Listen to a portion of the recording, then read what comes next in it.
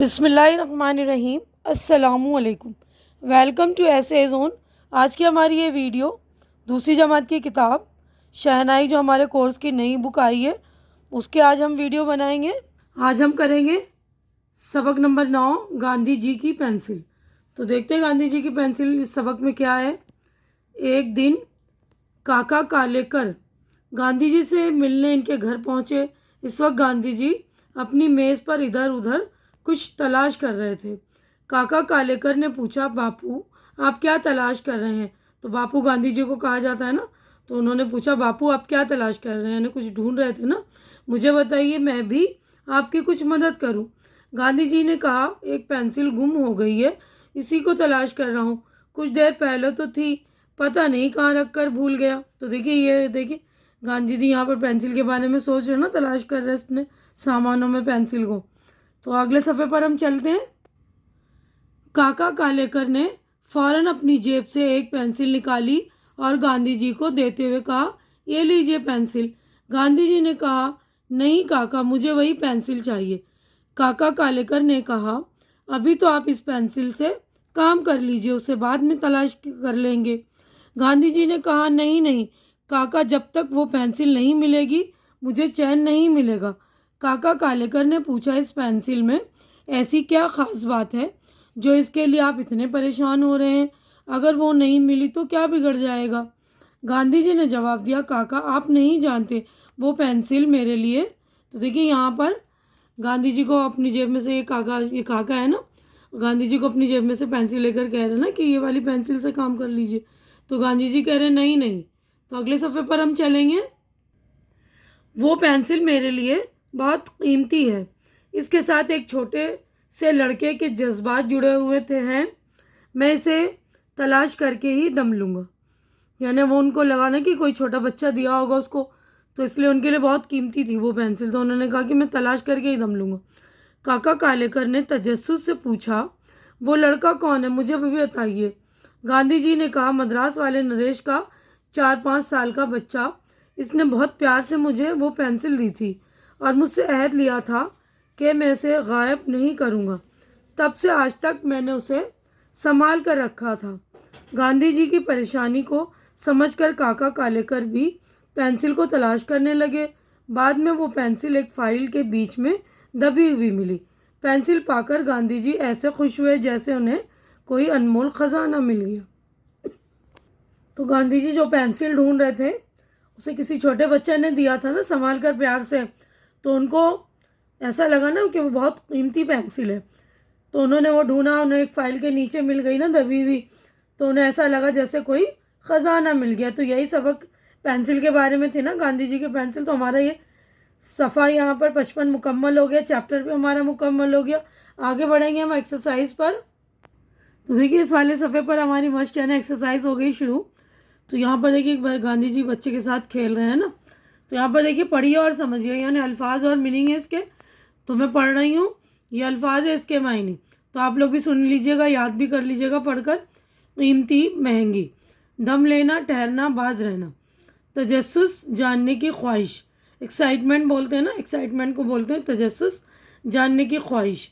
अहद, वादा, कसम। अनमोल, जिसका मोल ना हो, कीमती। ख़जाना, माल दौलत। ठीक है ना। तो बच्चे की पेंसिल को उन्होंने अनमोल समझा ना कि जिसकी कोई कीमत नहीं, बहुत कीमती है।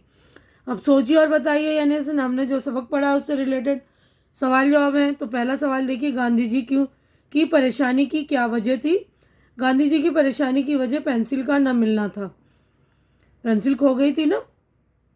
सवाल नंबर 2 है, गांधी जी ने काका कालेकर की पेंसिल क्यों नहीं ली? क्योंकि इनकी पेंसिल के साथ एक छोटे बच्चे के जज्बात जुड़े थे। सवाल नंबर 3 है, काका कालेकर ने तजस्सुस से क्या पूछा? काका कालेकर ने तजस्सुस से पूछा कि वो लड़का कौन है, मुझे भी बताइए।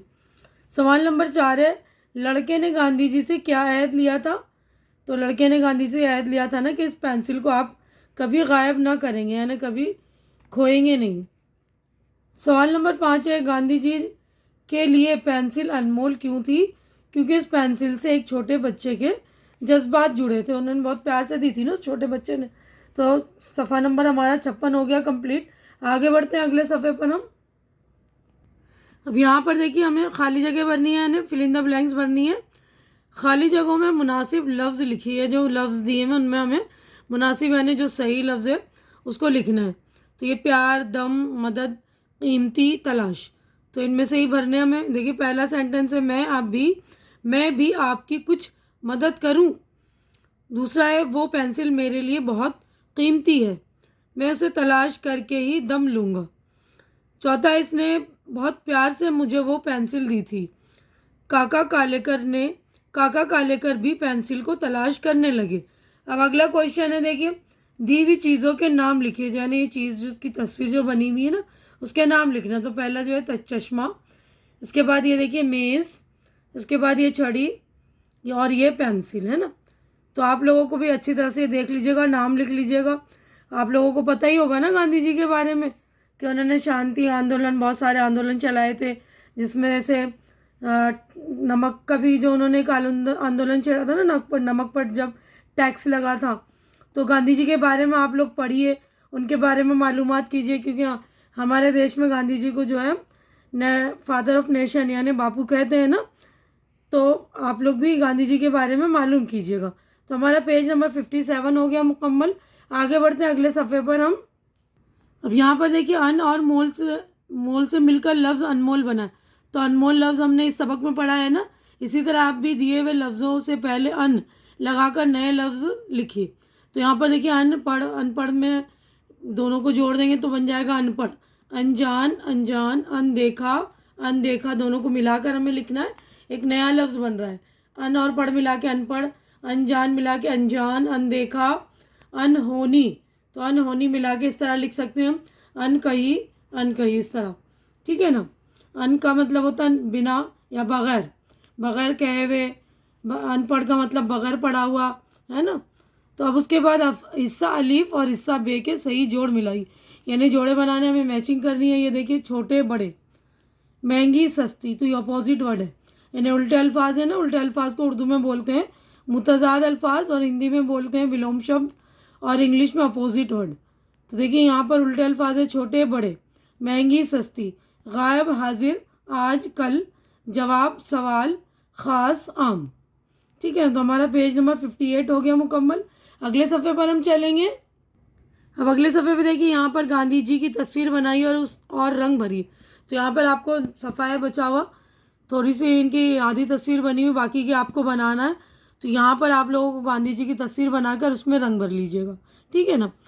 तो यहीं पर हमारा चैप्टर भी मुकम्मल हो गया, पेज नंबर 59 यानी 59 हमारा मुकम्मल हो चुका है। उम्मीद है कि मैंने ये जो सबक आप लोगों को पूरा समझाया अच्छी तरह से, उसके क्वेश्चन आंसर वगैरह कर दिए हैं, तो अच्छी तरह से आपकी समझ में आ गया होगा। और सारी यानी एक्सरसाइज आप लोगों को समझ में आ गई होगी, अच्छी लग रही है तो इसे लाइक कीजिए, ज़्यादा से ज़्यादा शेयर कीजिए, ताकि जो भी आपके फ्रेंड्स वगैरह हो ज़रूरतमंद, उनकी ज़रूरत पूरी हो सके, उनको भी शेयर करके भेजिए। और मेरे चैनल को आप लोग सब्सक्राइब कीजिए ताकि मुझे भी सपोर्ट मिल सके, क्योंकि इस वक्त मेरे चैनल को आप लोगों के सपोर्ट की बहुत ज़्यादा ज़रूरत है। तो प्लीज़ आप लोग मेरे चैनल को सपोर्ट करें, लाइक करें, शेयर करें, कमेंट भी करें। हमारी अगली मुलाकात इंशाल्लाह नेक्स्ट चैप्टर में होगी। तब तक के लिए आप लोग अपना ख्याल रखिए, मुझे दुआओं में याद रखिए। अल्लाह हाफिज़।